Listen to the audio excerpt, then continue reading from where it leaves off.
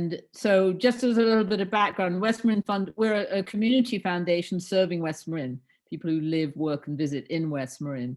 And we've always had an interest in supporting equitable education in West Marin. But in the last 2 years, we've really focused a lot of our effort on early childhood equity, partly because of the work that's being done, the leadership that's happening, the kindergarten readiness group, but also we just know that there's very little infrastructure, as Maria mentioned. There's what's the word I want? Fragmentation in terms of two school districts, nonprofit preschools. It's a struggle.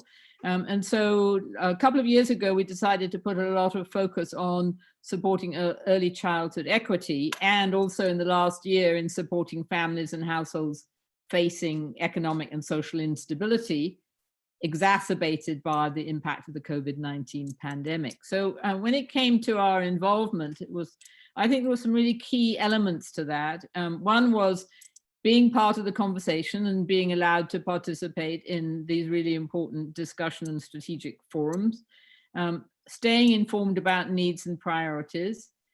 We learned a lot from supporting the learning hubs and some of the internet access in West Marin generally. I think that crucial was establishing strong relationships that could be relied on at short notice. And actually, as Daphne was saying, there was some very intense, rapid work over a period of a few weeks where we all had to be ready to do our part to ensure that there was movement and things moved forward. For us also, we fundraise. We don't have we don't have an endowment, so we raise funds from year to year. So we actually had funds at the ready.